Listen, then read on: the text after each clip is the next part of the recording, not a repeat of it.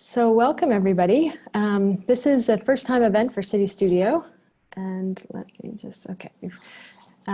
So today we're doing a kind of a discussion and a dialogue around how to optimize these City Studio projects.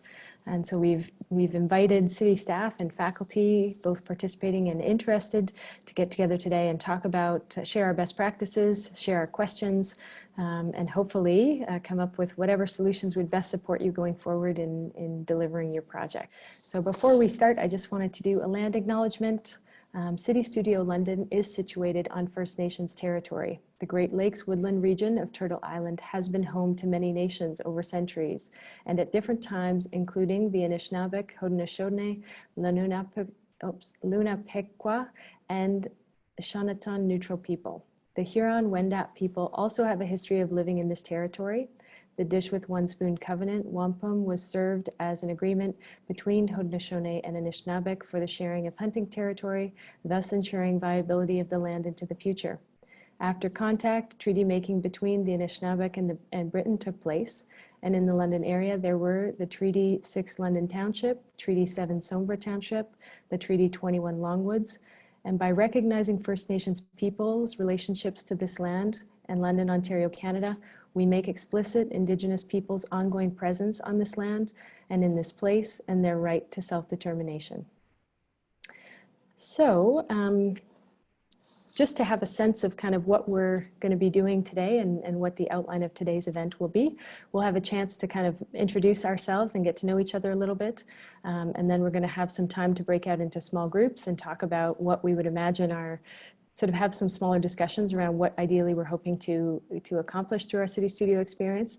And then we're going to look together at some resources that we have available to support you. And then we're going to have a discussion, an open discussion with any questions that you might have. So please, and also feel free to put your questions as they're coming up in the chat, and we'll do our best to answer those throughout the session. So just before we get started here, I'm going to share a quick video about City Studio. So we're on citystudiolondon.ca. Scroll to the bottom here, you can find our YouTube channel. What is City Studio? What is City Studio? What is City Studio? What is City Studio? All right, what is City Studio? City Studio is a collaborative innovation center that fosters partnerships between City Council, students, and the entire London community. City Studio facilitates collaboration between key community stakeholders and the academic institutions through various projects that serve to propose innovative solutions to explicitly defined urban issues. City Studio hopes to enrich the City of London by focusing on creating a sustainable and livable urban centre, using London's official strategic plan as well as the United Nations Sustainable Development Goals as guidelines. City Studio was founded in 2011 in Vancouver, where founding members recognized that the knowledge and passion of post-secondary students was largely untapped and looked to actively engage the students to co-create their own future. In 2019, City Studio expanded to Montreal and London, Ontario. So how does City Studio work? To start off, City Studio London convenes with city staff once a year to identify projects that match London's strategic plan and vision. Projects are then matched with community partners and co-designed and completed by students and faculty members. Here in London, City Studio partners with all 5 post-secondary institutions.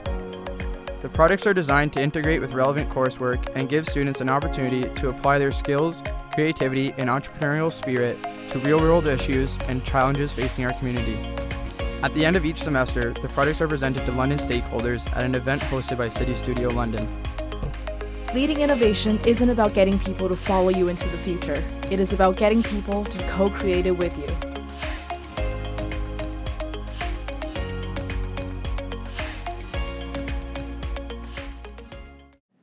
Yeah, so that's just a background, quick video about City Studio London. And now we're just going to go around the room and just introduce yourself briefly. My name is Misha Schlemmer, and I'm the manager of City Studio.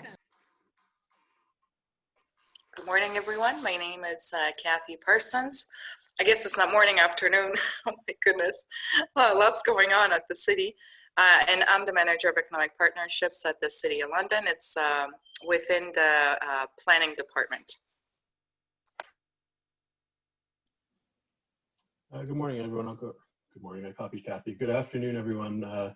I'm Kathy's partner in the Economic Partnerships Office, and I've been working on CityStudio from the beginning, so for about 2 years. I'm really excited to chat with everyone, and I'm really excited about how we can improve the program. Hello, I'm James Chan with CityStudio at Pillar Nonprofits, supporting Misha and Caitlin and the rest of the team in this program. Maybe Caitlin? Hello, everyone. I'm Caitlin Villeneuve. I'm also with Pillar on the CityStudio project this year. I am developing the resources and excited to be part of the event today.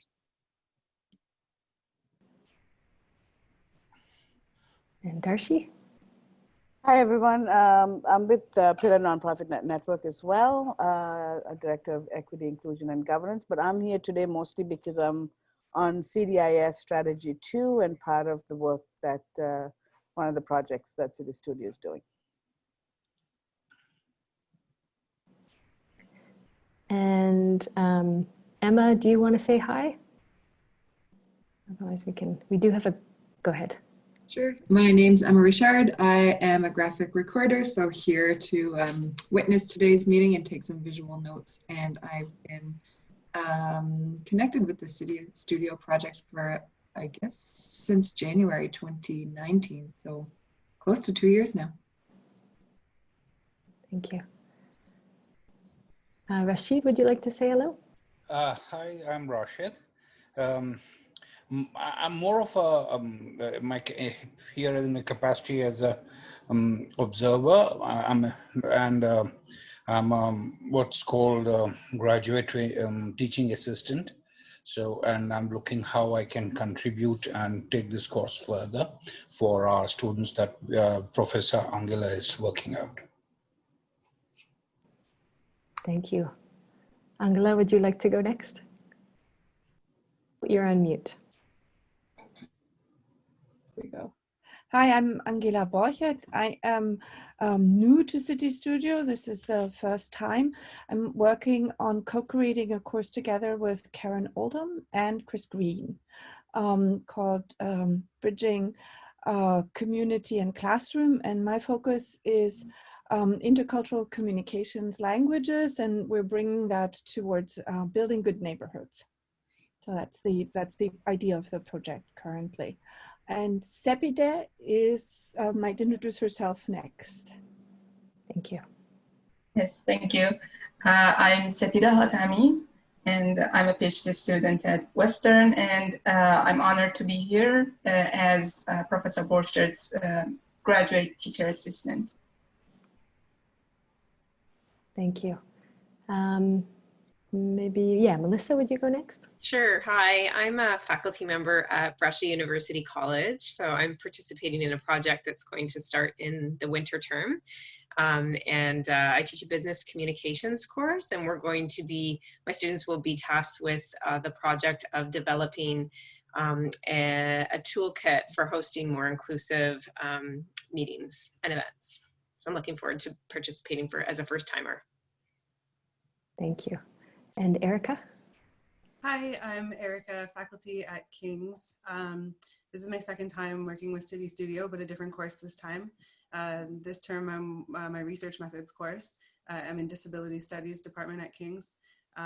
We are working with the Priority 4 working group, Kinga Khaltoon and Ashfaq Hussain, on looking at sort of an intersectional lens on their efforts around accessibility. Thank you. And Rula? Hi, everyone. My name is Rula Hawa. I'm a faculty member at Brescia University College.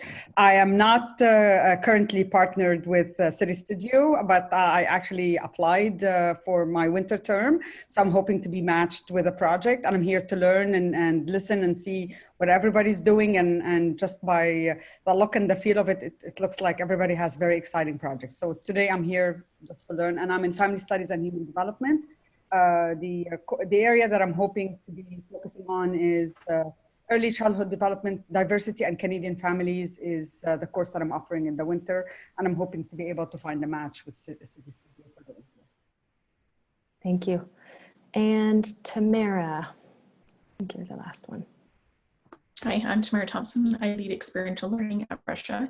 And I just thought I'd actually come on. I might have to leave a bit early, but we have 2 faculty members on here and 3 courses potentially being matched, 2 of them which are matched for the winter. So just here to support.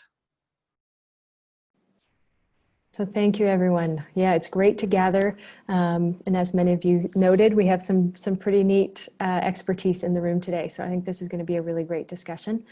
We're now going to give you an opportunity to talk a bit more before we go into some of the resources. And so we're going to break out into pairs or small groups of 2 to 3. And we would like you to just have a bit of a discussion and reflection around what would be the ideal experience for you for CityStudio. You know, what would a successful project feel like for you, or what would successful outcomes in your classroom feel like? Just really imagining what would be the ideal CityStudio experience. Oh, and there's Robin. Actually, did you want to say, Robin? Did you want to say hi, Robin? She's just logged back in before we break out. Well, maybe we'll break out and then we'll meet Robin after the breakouts.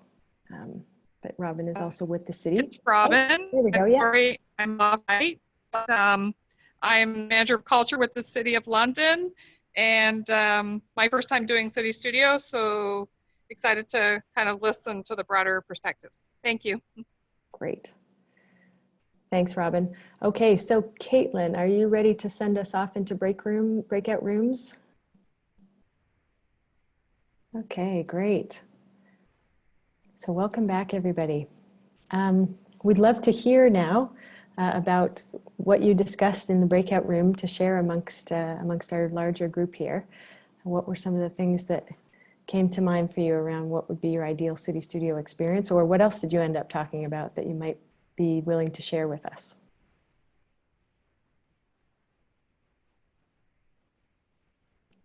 You just need to unmute. Yeah, one thing we talked about is, you know, what degree of oversight and how much support do you give your students if they're doing a project, right? And I think we came to the conclusion that it partly depends on how prepared and how advanced the students are in the first place. We don't want to overburden an agency by sort of sending students there and having them waste everybody's time. And even in places where you feel your students are strong, what we do is we build into the structure of the course checks and balances in the way of assignments, interim reports, check-ins, group contracts that need to be done at different points in time so that I can make sure they're on the right track and redirect them if need be. So that's always the, you know, you want them to take agency, but you also don't want them to waste an agency's time. That's it. Thanks, Lyra.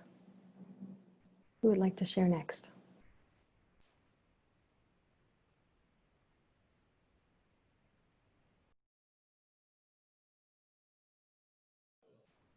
Well, yeah. Okay, go ahead. We should probably confess that we sort of had some intros and went off script a little bit. We were just just a little bit there. So we got sort of caught up in listening to the project that Angela was working towards for the winter term, which sounded pretty cool. Yeah.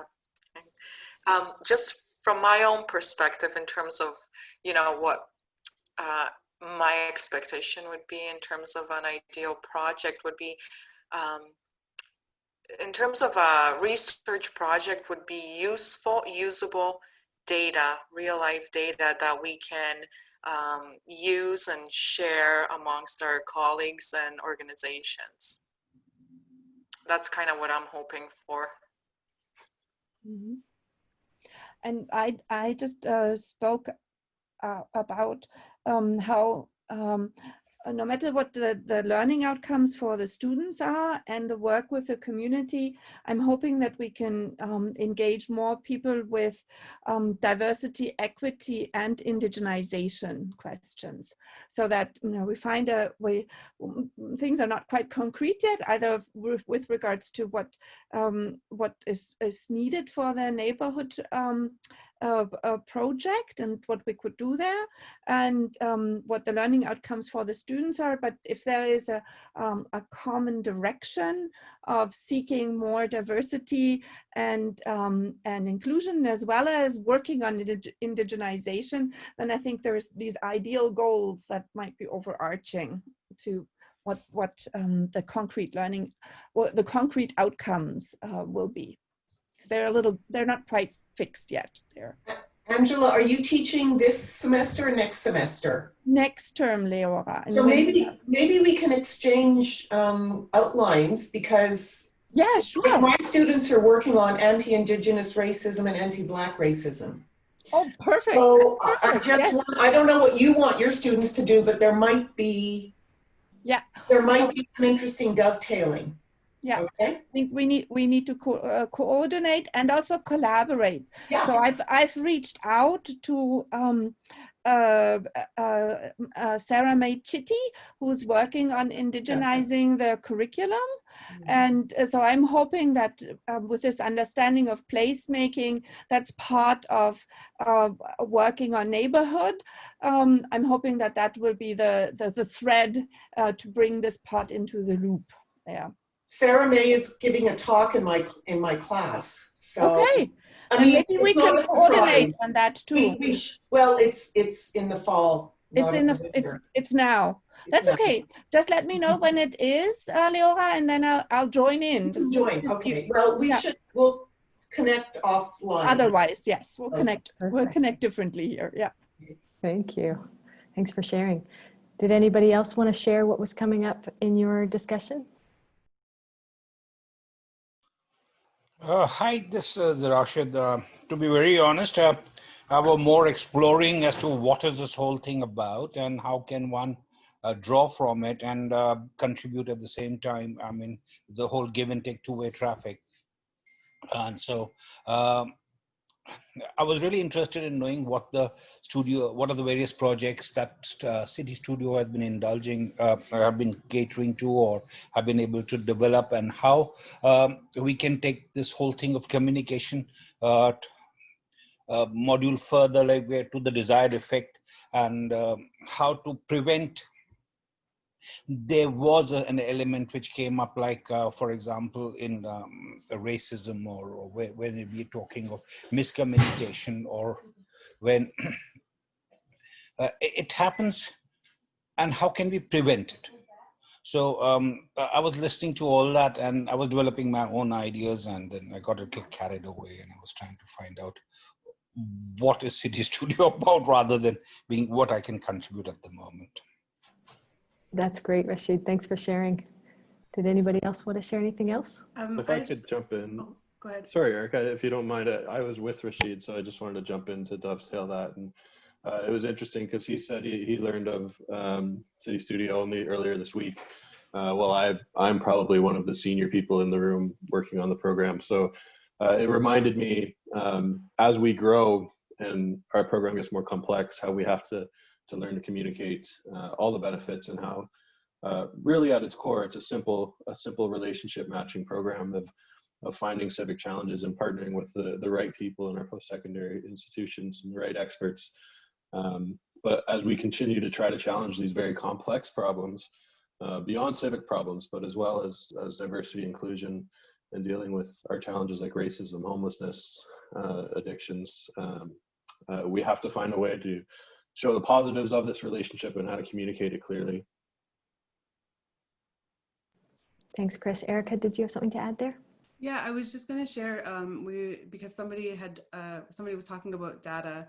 I was speaking with Leora, and Leora was sharing some of the challenges with getting ethical approval to do primary research. And for my research class, I was fairly certain we would not have time before the term, and with only a 13-week term, mine's only a half-year course, that we wouldn't have time to get ethical approval. And so what we are doing this time around is creating, we're doing a lit review, no ethics needed, and then doing an ethics application and a funding proposal. So there are 3 teams in the course who are working on those. And then I'm not sure if that might be a future offering of the course. We could take it up and have time, because it wouldn't run again until next year, have time to get ethics approval, or potentially to continue working on that project outside of the course, or maybe that's some kind of deliverable to be able to hand off those resources. Anyway, just thought I'd share that. Thanks, Erica. Did anybody else want to share? Leora has something else to add, and if you haven't spoken yet, please feel free also to share, but go ahead, Leora.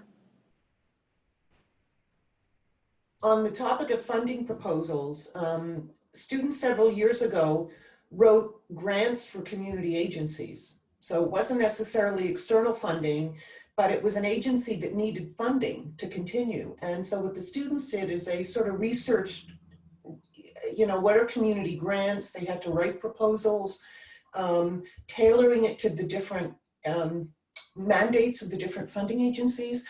And that really helped the agency. And it was really a good learning experience for the student.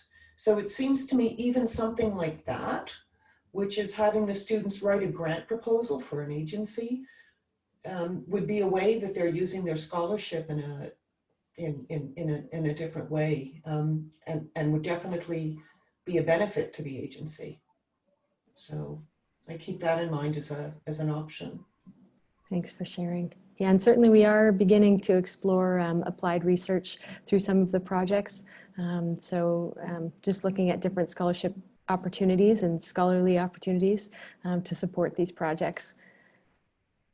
Was anybody else who didn't share yet wanted to add anything around kind of what their ideal CityStudio experience might look like? Or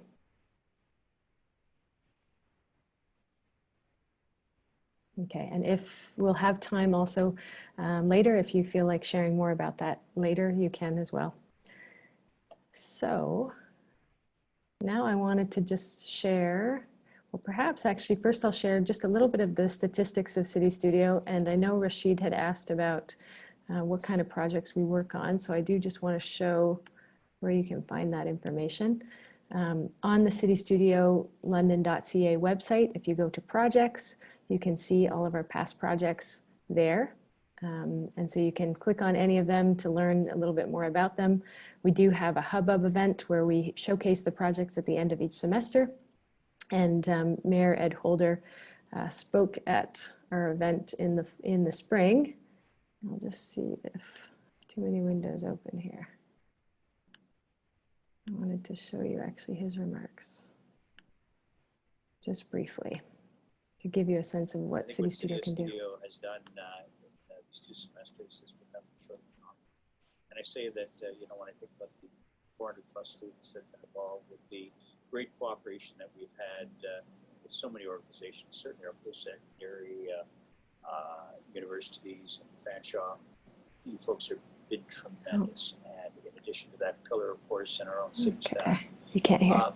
You know, it's funny. I was thinking of the projects that you've undertaken, and I think they're so important today when we look at some of the issues around women's safety and issues around parks and paths, and what you're about to get into in terms of the Goodwill's neighborhood revitalization. Do you know, there was an interesting project that I also thought very timely in light of what we're all dealing with today, and that was looking at the city planning department's resiliency strategy. And I thought it was really compelling because it's kind of the what if scenario. What if there is, if the economy collapses, which we're certainly not suggesting that might happen. What happens if there's a flood? What happens if we can't respond to the kinds of things that we would do in a normal economic environment? Look where we are today. We are in a situation where everyone is coping, doing their best. But I think this project, amongst the many that have been undertaken by the students, really speaks to issues that are current today and matter today in our city. And so to me, what makes this valuable is not just the kind of work and the training and focus on issues that matter in the city. I think the other part that strikes me that is absolutely important is where we go from here. where do we take the ideas that have been generated, some of the solutions around these items, and make them meaningful and things that we can act on. I look forward to actually that accountability component where we take the hard work that people have done and see if we can bring those to life in a sense that we bring value to the and respect to the folks who have done the kind of work that they have to work that out. So what I would love to provide is some accountability back through you. And from my standpoint, my accountability is that as we review these projects, I'd love us to dialogue again.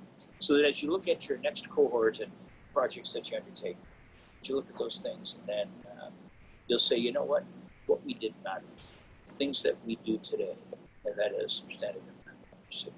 So am I allowed to say thank you? Thanks to everybody that's been involved in this. You've been tremendous.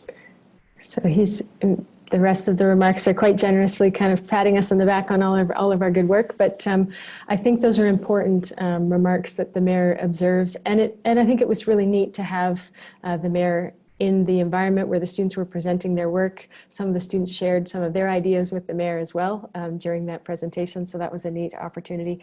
And just to give you a bit of those statistics, in our first year, we had 21 projects and about 400 students. This is our second year. We have 39 projects. Well, actually, we'll have 40 projects in total. And we are expecting to have closer to 900 students participating this year. So we're really testing the model and doing our best to see how best we can make this available to as many students, faculty, and city staff as possible, but also while maintaining the quality that we are trying to deliver here. So the next piece of what I wanted to share was really around some of the resources that exist. And so I will again kind of show where the navigation to the resources are. For any of you who've checked out those resources, we can then have a conversation about them. We are building more and more resources to provide to the participants, so the city staff, the faculty, and the students. So if you have ideas about resources that we should develop or that would be useful, please also keep that in mind and let us know about that as well. So I'm just going to share again. And I'll show you where these resources are. So again, we're on our citystudiolondon.ca website. And in this participate tab, we have these participant resources. And again, the website itself is also a resource. It's really useful to share this website with the students on your OWL or your course management software. They can get a lot of information about City Studio. They can see the project so that they can have an idea of where their project would be. We're also looking to build out the pages for each of the institutions where we could also showcase different resources that exist. So when we look at the city's page, for example, you have a link to the City of London strategic plan, and we're working on determining what other useful resources might we include here that might be relevant across all the projects, because certainly there are many different technical reports and things that the city staff provide to the faculty when they're working on the projects that would be really specific to the work that they're working on. But there are also things that are generic just around understanding the different departments of the city. So we're building that out. Likewise, for the different institutions, we're building out kind of what kinds of resources we can provide there. So this sort of has some of the links there to some of the resources at Western, for example. So on the Participate tab, also for students, if you wanted to direct students towards other courses that they might be interested in, you can search by the institution. So if you wanted to see, or if you were looking to find out which of your colleagues might be working on different projects at other institutions, you can also search there. And then if you click on the course name, you get a little bit more description about that. So you have the course code there so you can follow that up. In our events section, that's where you'll find whatever events we're having. So the event we're having today is here. When Hubbub, when we have a date for that, we will also have it here and the registration will be there. So that will be where you can find that information. And going forward, if you are wanting to get involved with another City Studio project, this is where the application happens. So the city staff and the faculty come here. Here we describe the types of projects and the kind of expected deliverables that we might expect from these different types of projects. And so when each of the city staff and the faculty put forward their project or their course, they identify what types of deliverables they think they might be useful and they might be able to accomplish inside their learning objectives of their course. And then that's one of the things that we use to help figure out what might be a good match. And then at the bottom here, we have the city staff applications and the faculty application. And really, you don't need to, we only need to really know that you're interested in working in this type of collaboration. So we need your contact information. If you have a course code already, that's great. But sometimes faculty reach out who are just interested in learning more about CityStudio. And this is still a good way for us to connect with them and understand what their vision is and what their intention is. Likewise with city staff. City staff might not have their whole idea yet, but they know they want to work in this kind of collaboration. So they can fill out this application and they give us whatever information they can, perhaps what department of the city they work at and their email, so that we can follow up and learn more about their project and maybe give them some examples of past projects that might help them figure out what a good project for them might be. So then here are the participant resources that we've been building out. We are working on our file sharing method. Again, CityStudio is a partnership across 7 institutions, and each of those 7 institutions has their own data privacy kind of standards or guidelines. And so we have found that file sharing can be challenging with different firewalls and things. So CityStudio is run out of Pillar Nonprofit Network. We use Google kind of Office Suite. And so we are using a Google Drive sharing at this point, but we'll continue to try to find what would be the best file sharing method going forward. But these are some of the resources that exist, whether or not you've been able to access them or not. Normally, to access these, when you are matched, we add you into this shared file drive so that you should be able to access it. So it's not publicly accessible, just to protect some of the IP around the CityStudio brand. So here, for example, we have the resources for students and the resources for faculty, because at this point, what we're asking is that faculty share these resources for students in their course management software, platform. So there are some resources there for students, like kind of a project one-page template, how to take some meeting minutes, for example. And again, we'll be working on building out more resources. For faculty, we have, and a lot of this, well, some of these resources, these top 10 tips came out of our debriefing interviews with participating faculty from last year. So we're looking at some of the best practices here. You know, planning ahead and scoping the project ahead of time. That was a big one that came up, that faculty said that they really, you know, felt that work to plan and scope the project was really valuable in the end. But also being flexible and recognizing that being flexible is part of the learning process as well. And so sometimes the projects might shift for different reasons as well. Being intentional about your partnership with city staff, so being clear about what the expectations are, especially around setting up the 3 in-class sessions, so being really clear about what dates those will happen at. So make sure that the city staff put them in their calendar well in advance. That's really important.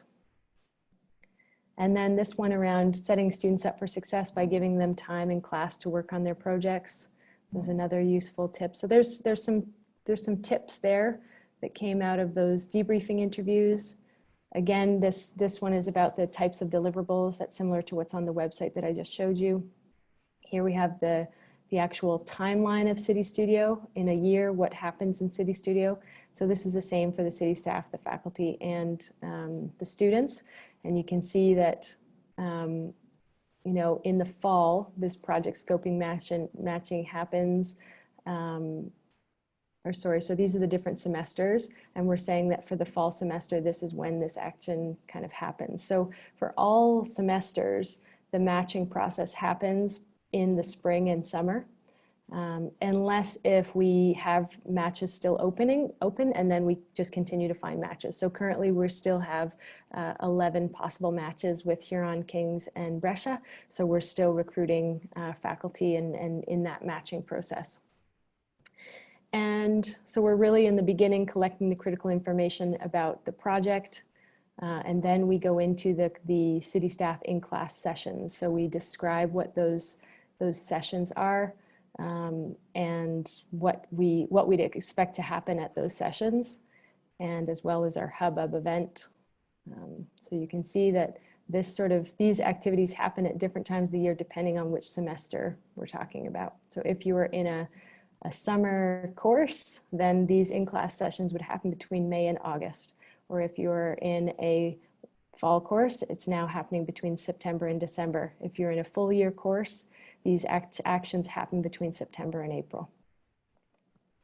And then the sharing and evaluation. So we have the hubbub project showcase sharing out that happens after it's happened. So the showcase happens in December and April. We get all the projects posted online. We try to get as much media and press coverage as we can as well.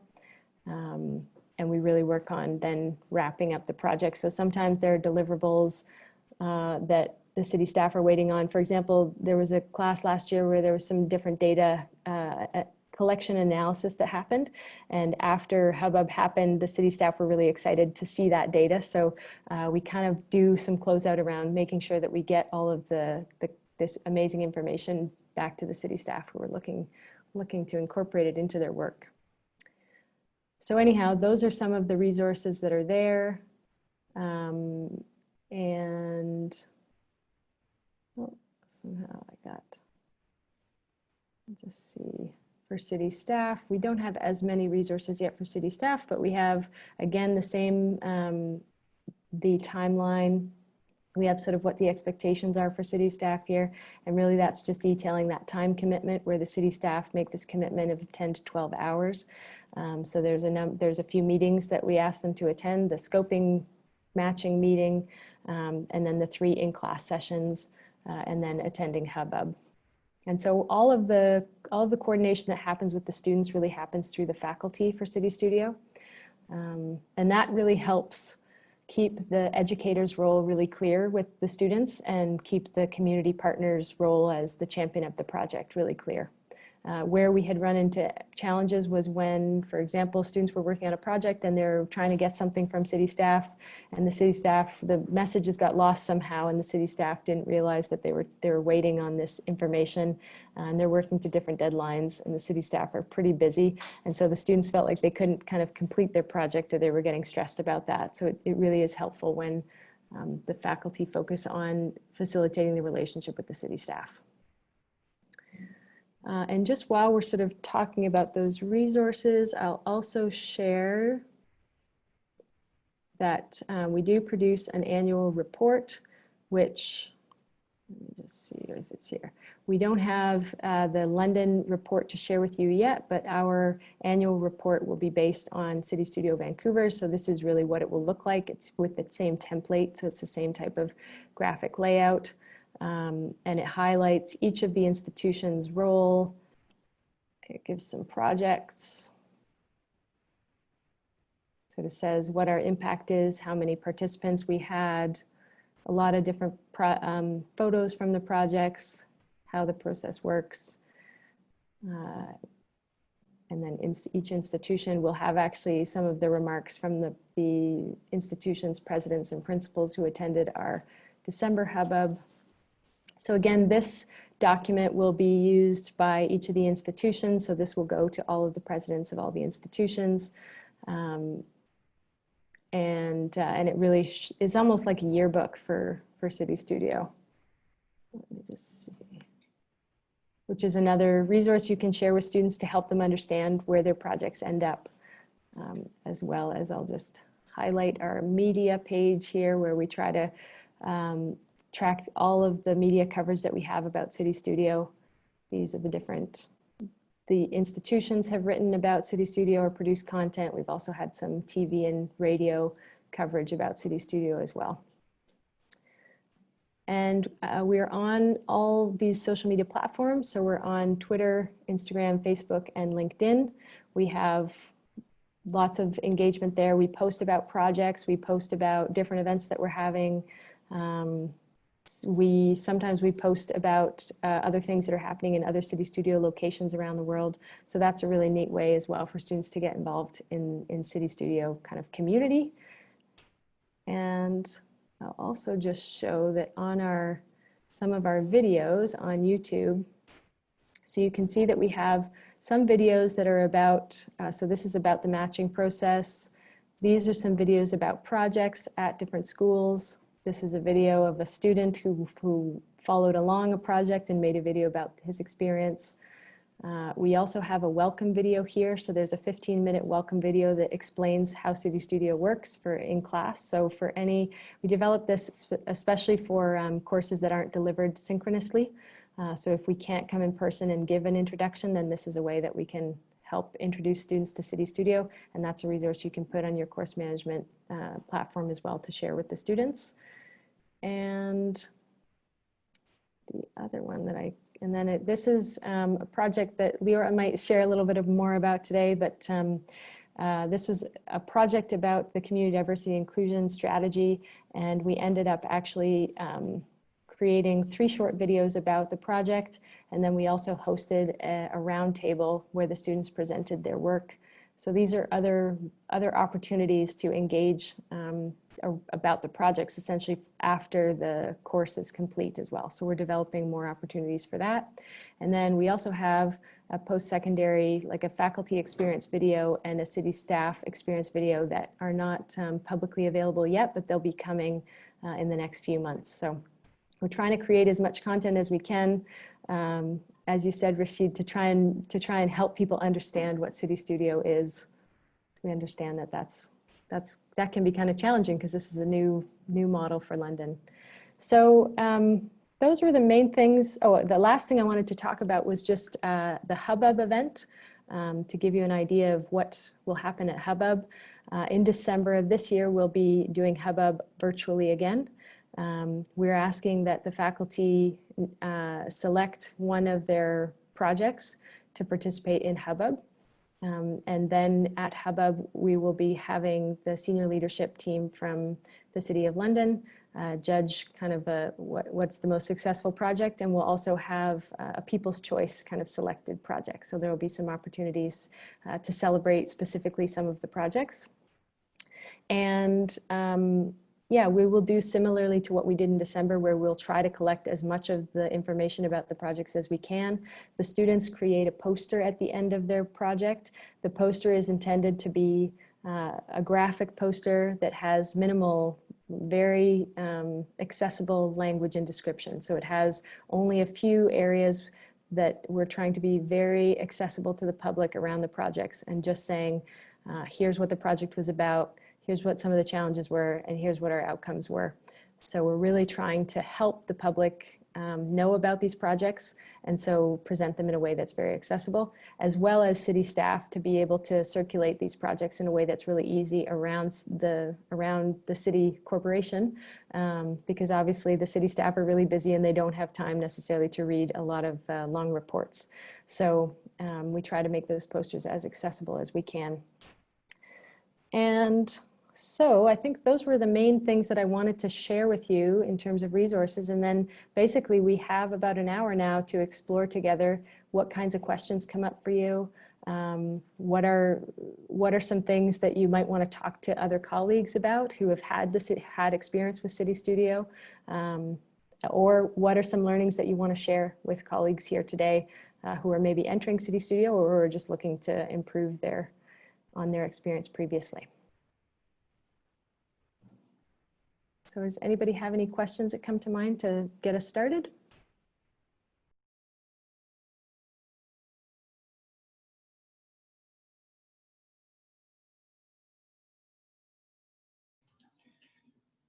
This is awkward.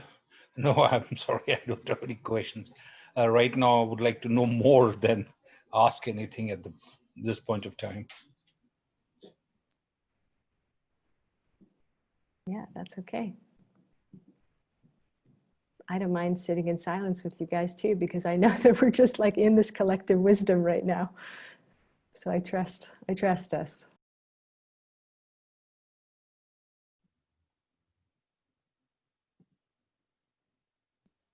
One of the things that came up in the faculty interviews was around evaluation and ideas for that. So I'm curious if there's anything that people are wondering about that or ideas to share around.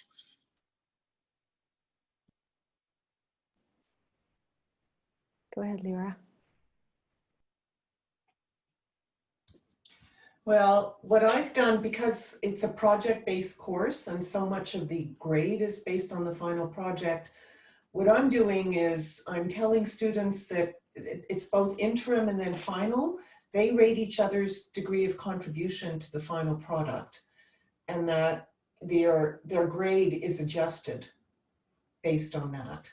And that I hope that everybody gets the same grade, right? But it does sort of allay some students' fears about freeloaders and you know, couch potatoes and yeah, so that's one thing I've done. I also have students complete an exercise in group work and create a group contract. I'm happy to share that information. There's a good handout on dealing with couch potatoes and hitchhikers in groups. Students often wish they had read that earlier. There's both an article as well as the handout. And then the other thing, one thing I could use is we do something on project management, and I'm having a hard time finding like good, cheap, like free software that would be a good Gantt chart, right? So some students have given me some, I've picked some other stuff up, but it would be nice if there was something that sort of, I could provide them with a template for sort of, you know, to keep track of their tasks. And so I think having students, if your work is group work, to have a class explicitly making students talk about what their expectations are, laying things out, discussing how they're going to deal with conflict, who's going to contact, like to specify the roles is just, I think it's a good transferable skill, but I think also what students have said, it really, it's good to make sure that everybody's on the same page you know, at the onset. So I think those are resources that CityStudio are, regardless of whatever the project is, some sort of module on group work and on project management. Western has scouted out a couple of videos and some training modules that they've provided to Western profs, and they're okay. But so just as a quick interjection, Leora, I use Trello for, it's an app, Trello. That's what I use in terms of planning. And you can be a member of the group, whatever that's free, and the students can create their own groups, and then you can look into that. So you can follow the project management along. And then I'm experimenting with Karen on using Padlet in order for us to have a common communication form. So because that's really just co-creating the course, you also need to have something where you're sharing your materials. And I like to have a visual overview and for us to create our categories and the needs of what the information is. So that's basically, Padlet for me is the project management one. It's not oriented time-wise like Trello is, but it's oriented sort of concept. Could you just, oh, sorry. Could you spell that for me? I'm not picking up what that is. Okay, yeah, sorry, I'll write it in the chat. Okay, thanks.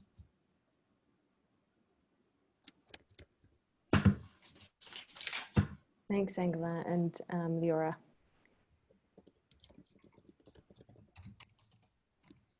Yeah, the project management piece is a really interesting one, and I think that's a great one for us to add, Leora. The other thing, I did speak with some of the senior leaders at the city recently, and we were talking about sort of the evaluation process and what city staff might be available for that. And we discussed that really optimizing the final session with the city staff, so their third session, designing that to be the kind of the evaluation session where the students do a presentation, that the city staff probably can't participate in evaluation beyond that session. But if it's something where they can come and do it while they're sitting there, and if there's a framework that you're asking them to look at while they're sitting there listening to the presentations, then that's manageable. But realistically, they won't be able to read the students' reports or anything like that. They may, depending on if they have the time or if they're very, very keen, but collectively across CityStudio, probably best to try and use the time during the presentation.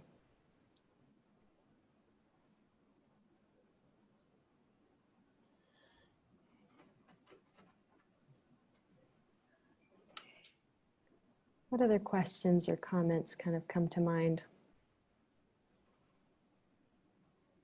I just wanted to say thank you that you've for sharing the framework sociably, not just on the website where you explore it, but also for building these connections. I don't have any questions at the moment. There's more work to do, and then more questions will arise.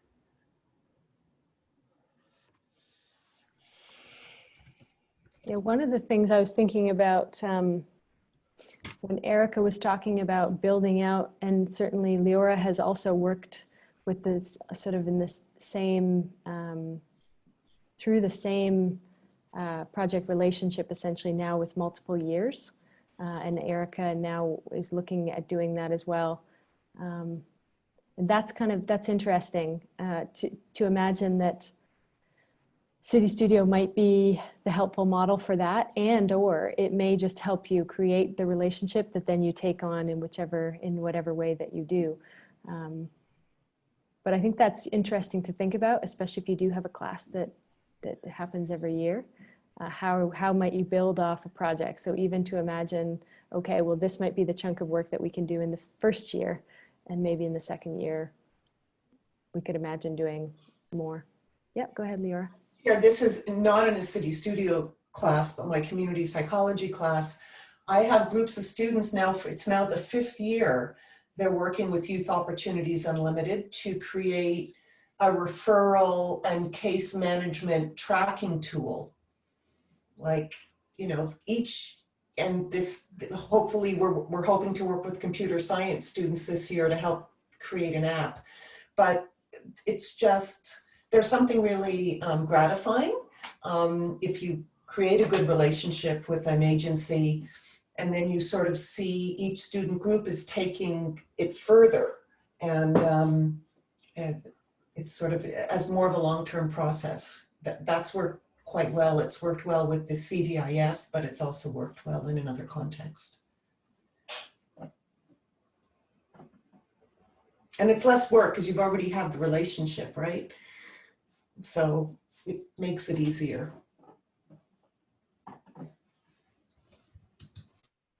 I wonder if, well, if Angela, maybe if you might have some ideas around how you're incorporating like teaching support, so teaching assistants or research assistants, how you're imagining that carrying out in your CityStudio. And then Leora, Kim is now doing this in her class that you're partnering with.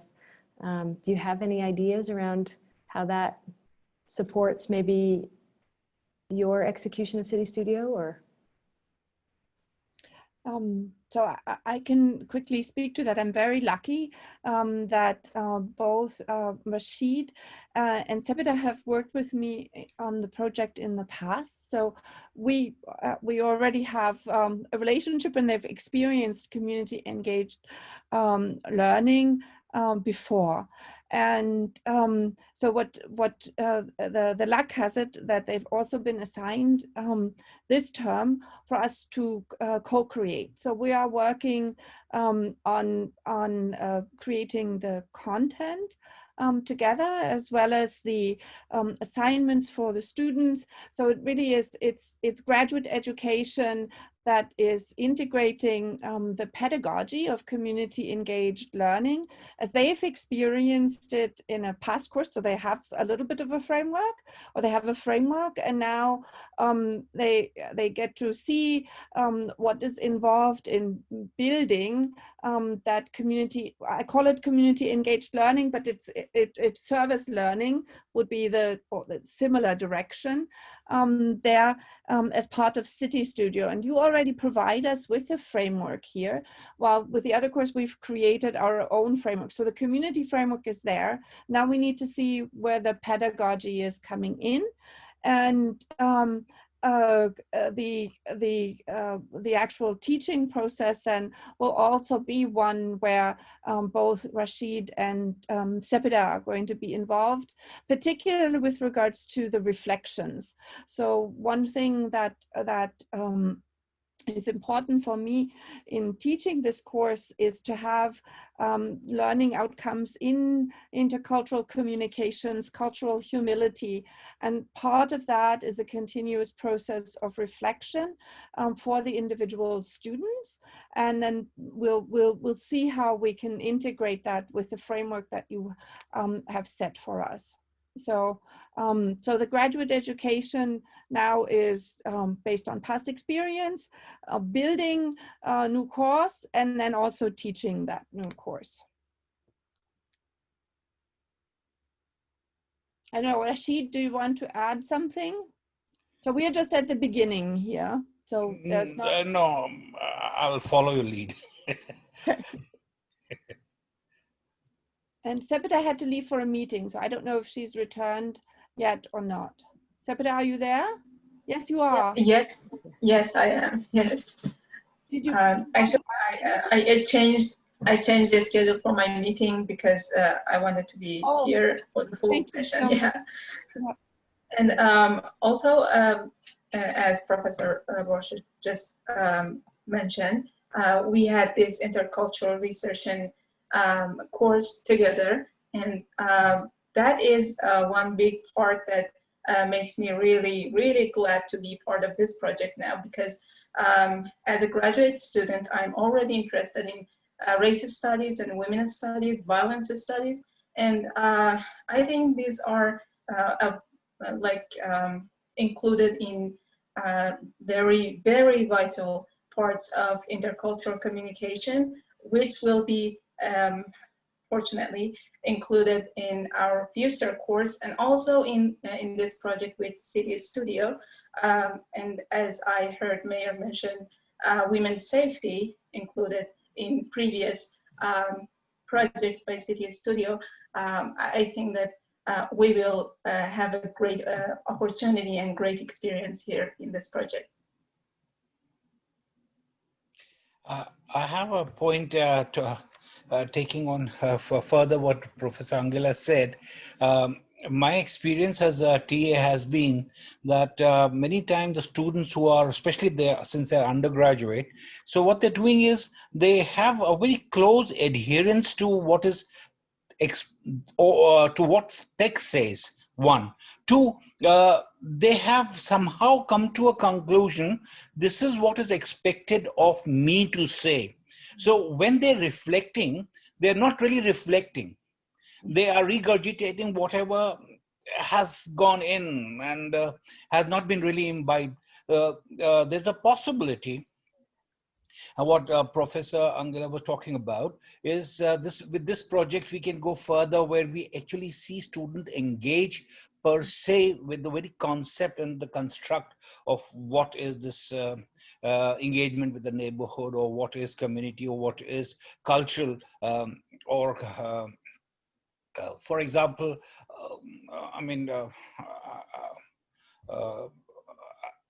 please pardon my saying so, like for example, let's take the cultural humility part. We all, the moment that there's certain videos which are presented and certain statements are made, but we don't realize what we're really saying. And many times, for example, being conscious of color or difference is not being disrespectful.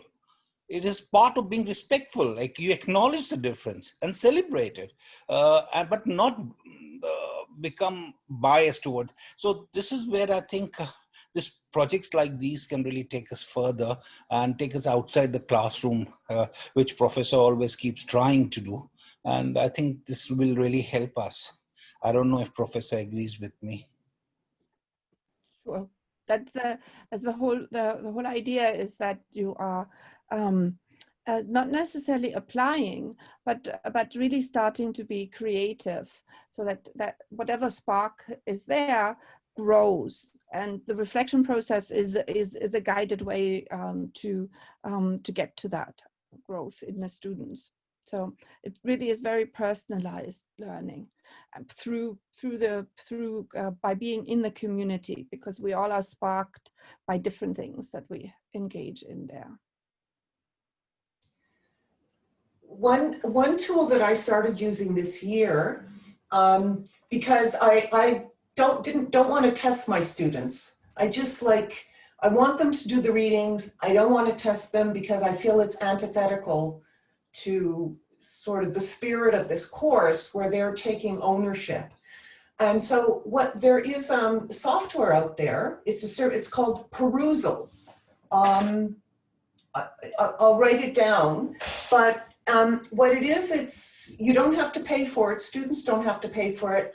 I upload all my readings and students annotate, and I stand back and they comment on the readings with each other, and there's artificial intelligence actually grades the comments, and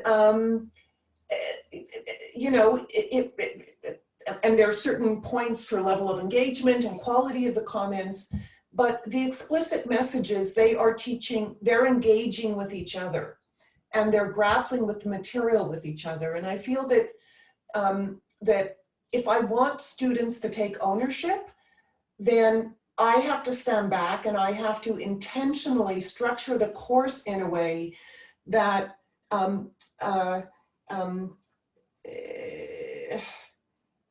that they're not looking to me as to what they should be doing. It's true I'm grading them, but I liken this to, I head up a consulting agency and they are my employees, and as employees they're going out and working with the clients, right? I have a responsibility to pay them. I'm giving them grades and giving them the resources, but ultimately they're the ones who are having the relationships with the clients, and they have to do well because I want to get repeat business.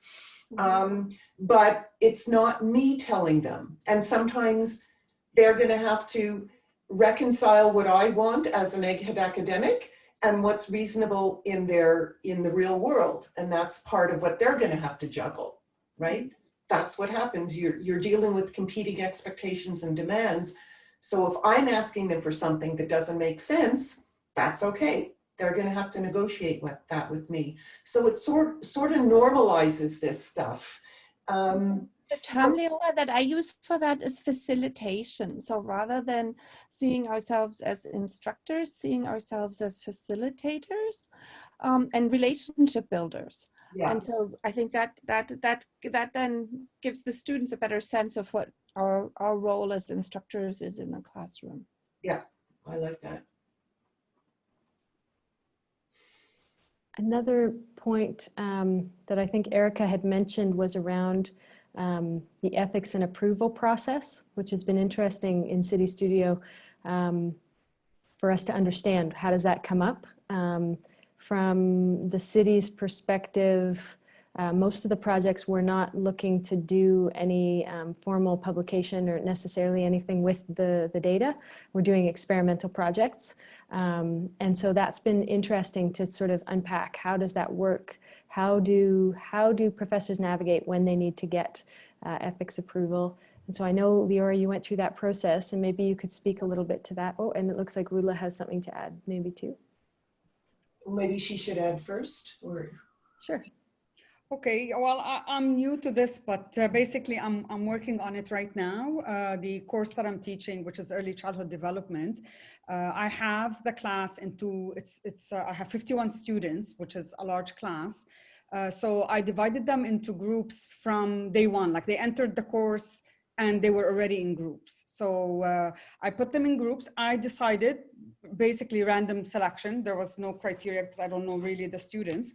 And what I gave them the freedom, I mean, clearly I imposed the groups, but then from day one, they did a personality, and I do that as tasks, weekly tasks. So they did a personality test, and they posted everything, their clear instructions for every week, what they need to do. So based on that, they actually decided what the roles in the team would be. So they said, okay, I'm going to be the leader, and they posted that. So basically, it's almost like you have to commit. There's a facilitator, there's a recorder. So this way, there's no hitchhiker. Basically, everybody has to do what they need to do. So we're at the stage now for ethics. They do have, I'm actually asking them to find their own community-based organizations for their topics. So there's a project that we start from day one and it ends at the end of the course. And the project, there's a celebration. So there's 3 deliverables. They have a poster, like an academic poster. The template is an academic poster. I don't know what the product will look like. We will find out. And then there's a poster presentation, and then there's a final report that they present on the final exam day. And the final report is actually in lieu of exam, because you cannot do project and exam. It's just too much. They do have 3 tests scheduled. And today they were writing, and my day was just insanely busy because they were all writing the test and I had questions, etc. So for ethics, what I did is I connected with our research officer, Dr. Jen Pikowski, and she gave me the options for Brescia, as in, you know, what are the possibilities to go with REB, which is clearly a full-on research ethics board, and that's clearly not an option when you're working within a semester. You don't have the time. But something based on when I met with her and I discussed what are the deliverables and what am I thinking in terms of the project. So she suggested something called like a blanket ethics. And what that is the students, every student, and that's actually coming up next week, that's their task. They all have to do an ethics protocol, and that's the one by CHR. So they go online and they complete the protocol, and then their deliverable is they produce, they submit in a PDF format that they finish the module, which means they've all undergone through the ethics kind of training. And then I would take the project and I would apply on behalf of the students. The results cannot be used because they are interacting with human subjects. They're connecting with community-based organizations, and they're interviewing. One of their tasks is to interview staff in that particular community-based organization and then link it with their topics. So there's already, and every week they do progress reports. We did an asynchronous Zoom meeting for all 10 groups. That took me 2 half days. And so next week, they are going through the ethics training, and in the meantime, I'm applying for ethics for them on their behalf. And what that allows them to do is they are allowed to contact a human participant, a human subject. So they are allowed to do the interview, and they are allowed to collect the data, link it to their project. But I'm not using that data in a publication, for instance. So we're doing a celebration, poster presentations, etc. But if the course runs for a whole year, for instance, then that would be definitely something I can look into, which is possibly a publication, because you will get some really neat data from the students. Maybe not from all 10 groups, but definitely from at least 2 or 3 groups where you would feel, you know what, this is something that's really interesting they're finding out. So that's my experience with ethics. And I haven't done it yet, but I've started the planning for it, and I'm gonna pursue it next week. Thanks for sharing. Was there something you wanted to add, Leora? Yeah, so what you're talking about is a protocol for student projects, right, Rula? I think that's what it's called. Even in a full year course, 2 years ago, getting ethics almost completely derailed us, because the ethics people wanted to know exactly what we were doing and exactly what the questions were. And, you know, anyway, we managed to do it, but it was still, it was still a real struggle, even in a full year course. So one advantage of doing something over the years is if you can get a protocol going. I think the ethics committee suggested that, or somebody suggested that what we're doing is interesting, and if we ever wanted to publish it, that we needed to get ethical approval.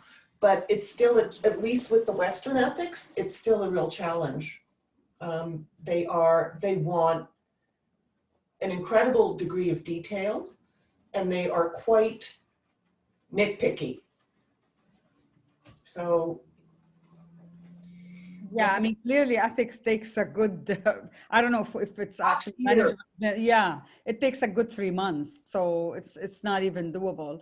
And you need to prepare the students to a stage where they know exactly what their instrument is, if they're doing an interview guide or if they're doing a questionnaire or whatever they're doing for data collection.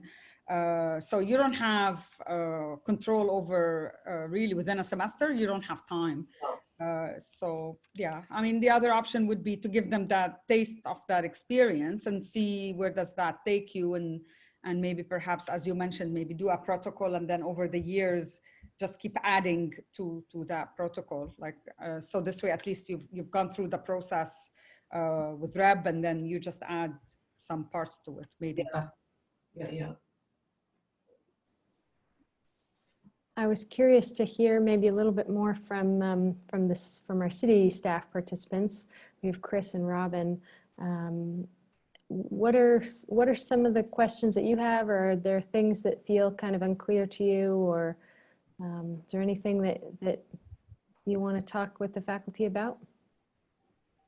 To me, this has all been very useful, and I'm interested to see what Robin has to hear too. So I've obviously been involved with the administrative side of the program, but I'm now in my first partnerships. I'm in 2 partnerships this semester, so I'll get a little bit of a taste for how it's going with working directly with faculty and students. So it's all about efficiency to me on all sides. Is this making good use of the staff time? Is this value added for the students? Is this not too cumbersome for faculty to add to their curriculum and to their syllabus? So for me, those are elements of success that I always want to include. But then, of course, are the students getting added value from making this part of the curriculum? Is it not just a project? Do they appreciate working with a real project, a real partner? Is the city then taking the information they gather from the final deliverables and advancing our work? So to me, those are all metrics that are interesting on our side. Do you want to talk maybe about the projects that you're working on? And then I wonder if you are imagining where it might be challenging. For sure. So we have several projects that Kathy, who had to leave early, and I are working on. We've kind of split them up. I think we have 5 amongst our office. So we are now, our office is also focusing on economic recovery from the pandemic. So we've partnered on several projects with Fanshawe and Western, one of which I'm doing is an inventory of downtown office space and how that landscape has changed over the last 12 months. So we're looking at where was it before the pandemic started, what has changed since the pandemic, and has it changed? Have we recovered a bit over the summer? Have we seen different offices and industries saying, you know what, maybe this is more of a long-term strategy for us, and we may be leaving the core altogether? So we're doing some analysis there, and students are using StatsCan and doing some surveys, working with our downtown business improvement area as well as the London Economic Development Corporation. So to me, that's value added for them to make contacts with those associations and work with them. Another project, aside from the pandemic, that Kathy is leading is she's working on our film and multimedia strategy. So within London, we are looking to be the next city on the map. You've heard, St. Catharines has gotten involved with Netflix, and of course Toronto, Hamilton. So we're hoping London can get a piece of the action. So she's working with a group of students to do an analysis of what is London's strengths and weaknesses in that industry. How can we compete? Different aspects like that. So I think what I'm trying to say is, we're a lot more than public administration and civic engineering. There's a lot of different projects that can occur working with the city. There's a lot of interesting things. One of my favorites that occurred in fall last semester was a city planning project that partnered with the Dramatics Arts program to add to the tourism of downtown. So they ended up doing historic reenactions of different hotspots, different significant areas downtown. So using the old courthouse, what happened at Dundas and Richmond in 1922. So some very interesting things that worked with city planners and the School of Dramatic Arts at Western, and made some unique connections. So to me, it's just been amazing to see the different connections, both on what city departments are participating with, what educational institutions, and I just think that the sky's the limit. Thanks, Chris. Robin, was there anything that you wanted to add, as you've got a number of projects happening this year as well? And she may just be listening, but we'll see. Hi there. This fall I'm working on a project with Fanshawe College with their survey methods course related to developing a survey tool that the Arts Council could put out at another time related to possible exhibition spaces and new ideas for exhibition spaces for visual artists. So that's one of the projects, the one that we're concentrating on this fall. So certainly agree that by breaking it up, we may not need the ethics approval to be able to put the survey out, because we will do it ourselves at another point in time after the class is completed.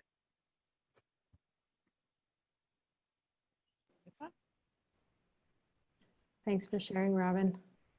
Yeah, and I think the piece around data has been interesting as well. I know Chris has been working this week with one of his classes to get one of the classes access to a set of data. And so again, we work around whatever we can to be able to get that data available for the students. And likewise, I think with Leora's class as well, we were looking for some data from a different unit in the city, and we were able to reach out to them to try and figure out how they might be willing to share that data that specifically relates to her project. So that's been an interesting one as well. I think a lot of times when the data is public. Oh yeah, go ahead, Chris. I just want to pick up on that, and this week I think has been a big success. So we subscribe to a program called Environics, and what it uses is StatsCan data, but really dives down and gets us some great information at neighborhood levels. And I regret to say that we very much underutilize this program at the city. I just don't think we use it enough. And for us to be able to share something we subscribe to at quite a large dollar amount and be able to use that with students, I think is such another level of success for us. And I was so happy that it wasn't one of these complicated things where I had to ask our data owner, is it okay to let students use this? And she was like, yeah, absolutely. She's like, let's just keep track of who's using it, what they're using it for. They can use our password, use our login, and go for it. And to me, I think we've come so far in 2 years to get that level of comfort with the CityStudio program, to get it to a level of legitimacy where those questions are easy questions now. It's not very long 20 email back and forth explaining what the situation is. So to me, the more we can use that, and Environics is just one example of data sources the city has that students can access. So I think it's a great opportunity.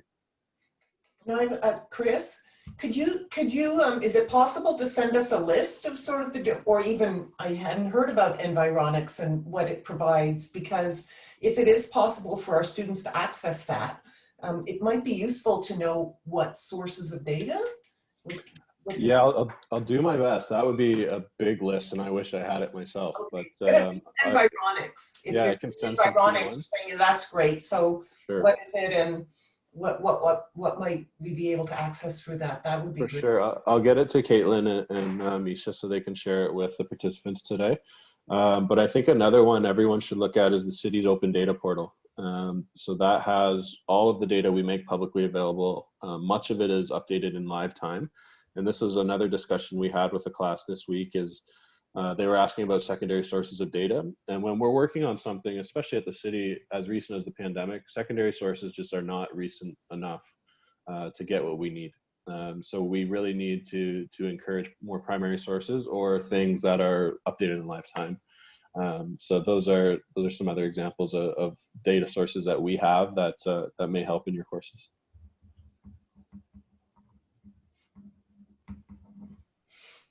Thanks, Chris. Anything else kind of coming to mind for anybody? Is there anything that feels unclear or uncertain?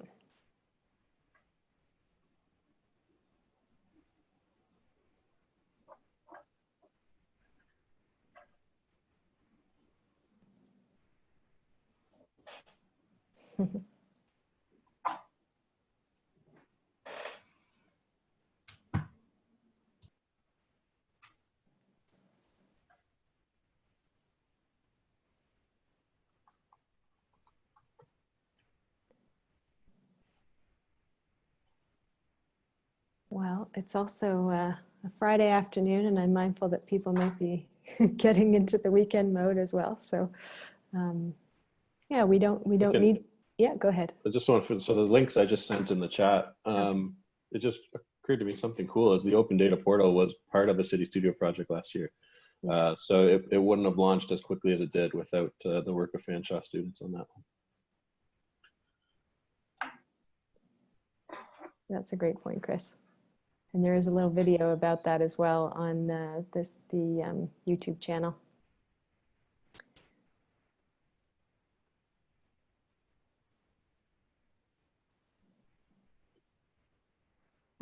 I just want to check in and see if before we sort of wrap up, I do want to connect in with our graphic recorder, Emma, to sort of see how she's doing. So I just want to give her a heads up that if you're feeling close to that time, we'll make our way to wrapping up. But one of the really neat things, we've been working with Emma for 2 years. In many of our meetings, Emma joins us and she captures our discussions in a graphic format and then sort of witnesses and reflects back to us what our experience was like. And our plan is to begin ever more incorporating these amazing renderings that she's done into our resources and into the website so that we can really spend more time with them.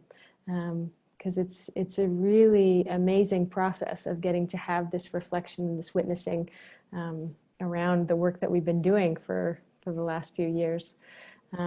So I think in closing, maybe I would be curious if we go around the room and just share, if you would like to, what's your hope for perhaps your project's impact or for your students, the impact for your students, or if you're having a longer term hope for your experience of CityStudio, could you share about that?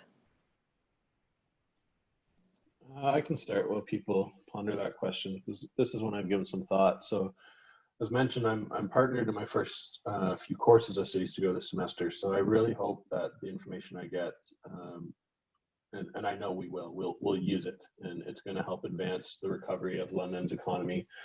The project I mentioned about looking at vacant space downtown, I hope that we can have a conversation with downtown landlords and encourage them to create some incentives, work with us to build some incentives to revitalize our downtown from the private sector standpoint.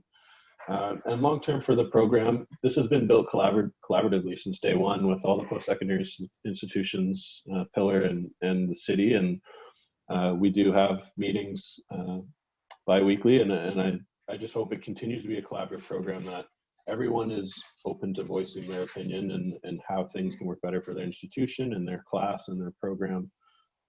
Because I think that's really been the success and how far we've gotten in 2 years is that we've all worked together and listened to each other's challenges and overcome them as a group.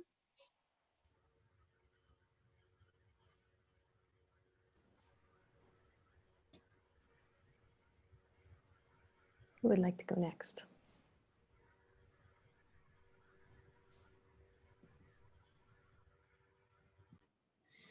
My hope is that over time, these kinds of projects, these community engaged projects and scholarship, um,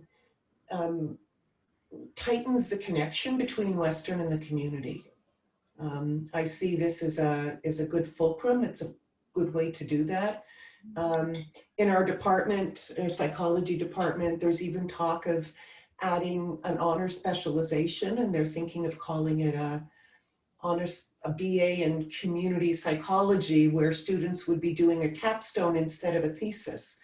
For our department, that would be radical, but students would be interested in that. And I think what that's doing is within the academy, at least Western, it's increasing the value of applied and community-based research. So I think if it changes the academy, that would be one of my that would be a good outcome. That would be absolutely fantastic for as an outcome for all of the work that you've been investing in over so many years in these projects, Leora. Really.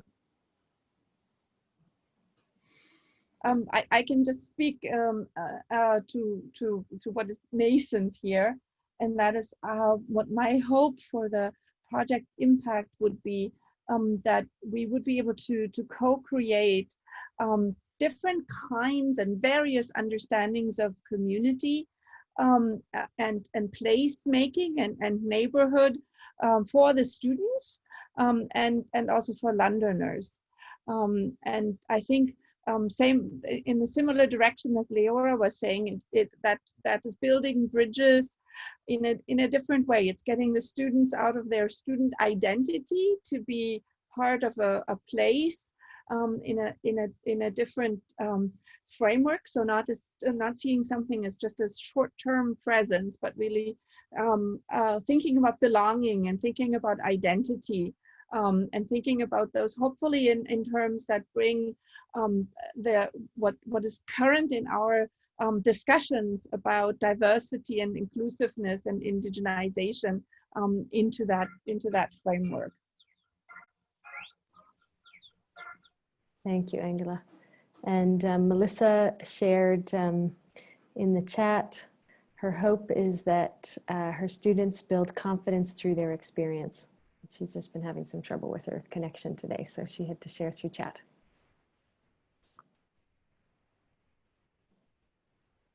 Would anyone else like to share their hopes for CityStudio? I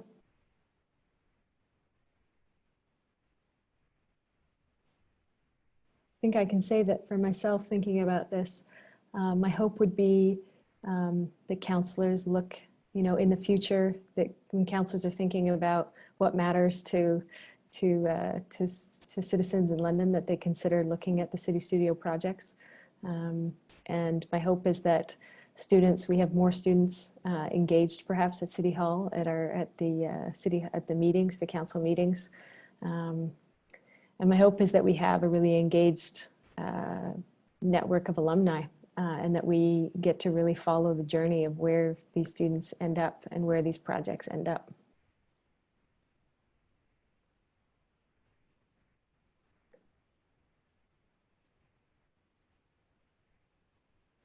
Would anyone else like to share their hope for CityStudio?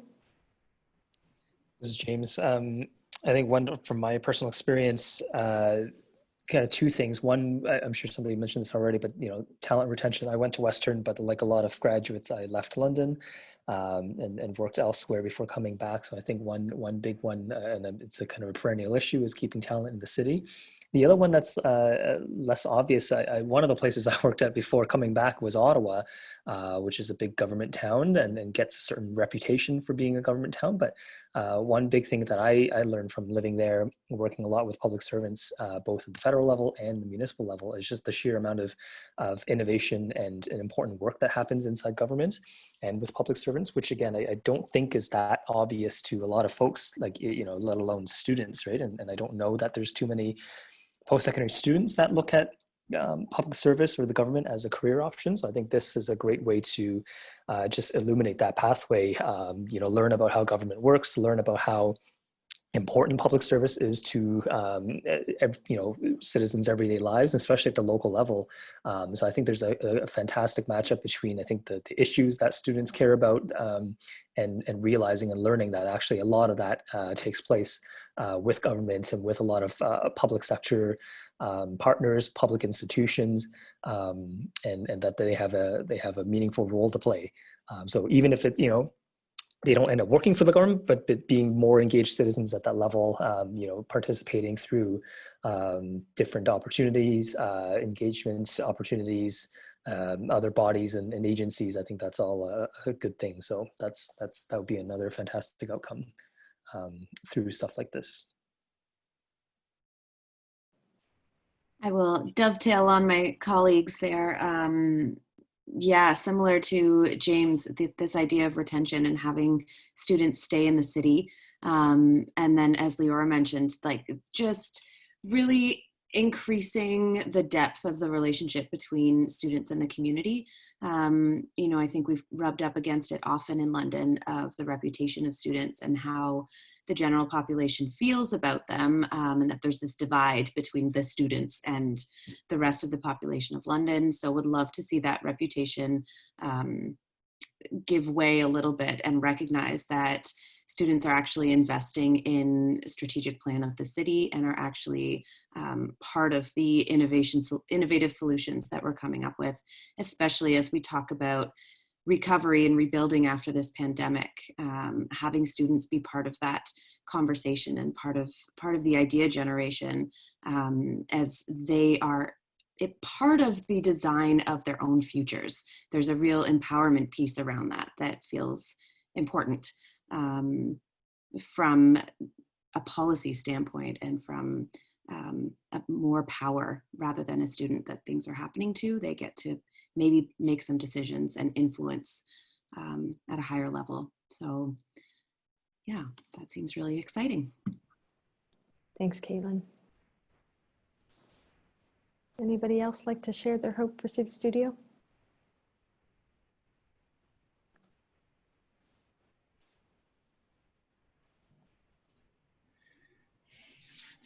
Oh, I can add something, and well, from what little I've understood, that is on the short, just going through it and listening to everyone. It's very exciting. There's a lot of potential, and I think this whole experiment can go beyond and really help both in classroom as well as taking student out from the classroom and placing it within the community and becoming a contributing member and understanding. I think it's a lot of possibility and needs to be explored further. And I personally am very excited.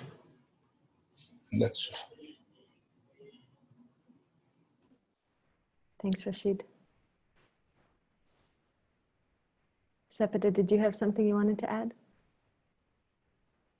No, it's just what my partner said, Rashid, my partner in this project.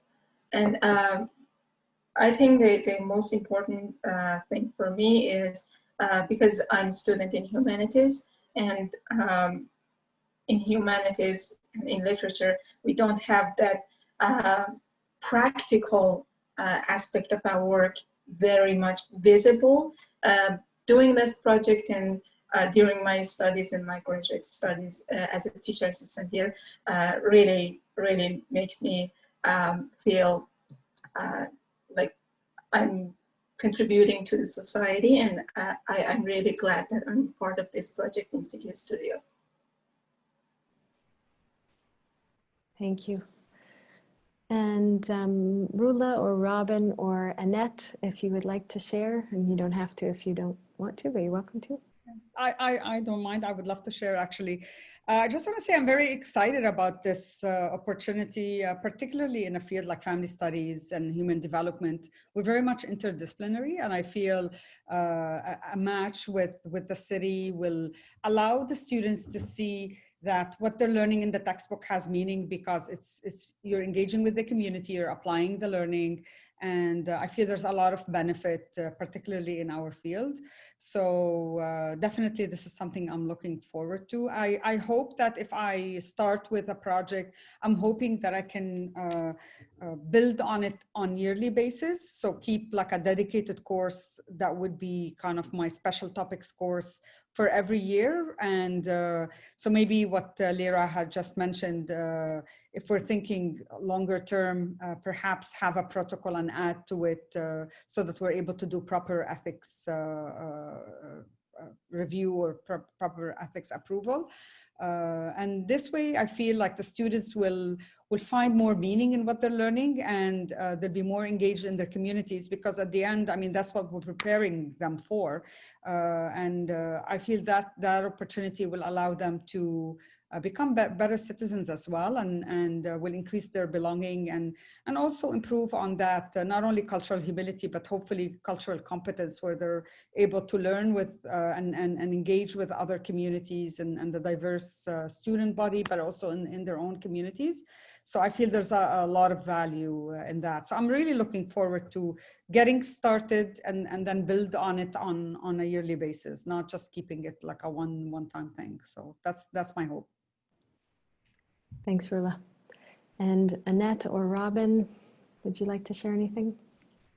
I just wanted to say that I just hope we get the opportunity to, my hope is that we have the opportunity to do more of this, so that I know from working with Chris that there are lots of not problems, but lots of things that the city would like to engage students in to get their energy from. I love what Caitlin had to say in terms of hearing the student's voice. And I so agree with you, Caitlin, that, you know, what comes to mind for me is this situation with COVID. And we've asked all these young people to be on the front lines, you know, serving us and in the grocery stores and in the restaurants and whatever. And the minute they're on the other side where they're receiving something, they are now, you know, they're now horrible because they've spread this. And I really feel for them, because I think COVID has had an incredible impact on this age group, more than any of us can even really understand. And so I would love to have their voice in helping to build community around recovery and all of those kinds of things. And I know that there's lots of projects around that. So I really welcome their voice. So I hope we can do more of this, because I think we just become a richer community when we have all kinds of demographics and all kinds of age groups at the table. This is Robin. I just wanted to thank you for the opportunity to work with CityStudio, and I really hope that I can demonstrate on the city side the value of CityStudio and the value of working with students, and that if the projects are scoped out properly, there are really achievable benefits that the city people can also have by working in partnership. So I'm really looking forward to being able to demonstrate that. Thanks so much, Robin. So Emma, would you like to close us out here with your beautiful rendering? I can certainly do that. I will just get my screen sharing going here. Yep. Okay, so this is what I have created based on today's conversation. So starting kind of at the top here, just captured a few of the key takeaways from that YouTube video about what CityStudio actually is. And then we had this question taking us into the small groups around dreaming together. So what would your ideal experience be, and what would success look like? And some of the things that you all shared were around collaboration and communication, how closely the students need to be overseen, generating useful and usable data, and then some questions around ethics and funding came up, as well as engaging with questions around diversity, equity, and indigenization. And then we watched that video with the mayor, and we really put a lot of emphasis around this question, where do we go from here? And so I also wanted to capture kind of a little snapshot of some of the stats that Misha shared from year 1 and year 2 that we're now heading into of CityStudio. Then to get down here, at the bottom, I've got the website and just some of the categories that we talked about resources from, so lots to follow up on there for staff, students, and faculty. And then in this kind of open space that we just had, there are some questions around group work and how the evaluation works for that, as well as making that effective, and this idea around not so much instructing necessarily, but facilitating. Talked about some different tools and resources for project management like Trello, Asana, and Padlet. And then there was a question around TA involvement and bringing past experience, being able to build the course, teach the course, and really deepen that reflective process for students so that they're hopefully not just regurgitating expectations. And then to circle back to this conversation around data and ethics, there were some questions around like, what are the deliverables? And so how does that impact the different ethics that are needed for approval? Being able to get data from the city portal as well as the Environics resource. I might connect those 2 points visually. And wondering, is a full year course enough time to be able to do something really thorough, or what does it look like to maybe start cultivating multi-year projects? And then just at the end here, which kind of falls very nicely under this where do we go from here arrow, we have some of the themes that arose during you sharing your hopes for CityStudio. Thank you so much, Emma. That's beautiful. And yeah, I just wanted to thank you all for being here today. This has been a really rich conversation. I've gotten a lot out of it, and I hope to have more of these conversations with you. It's a real pleasure to get to be in dialogue with you around really your expertise. So this has been really a great moment to share together. I hope you have a wonderful weekend. And again, please keep in touch and let us know any way that we can support your projects going forward. So thank you very much, everyone. And that's the end of our session. Thank you. Thanks, everyone. Take care. We'll see you soon. Bye. Thank you so much. Okay.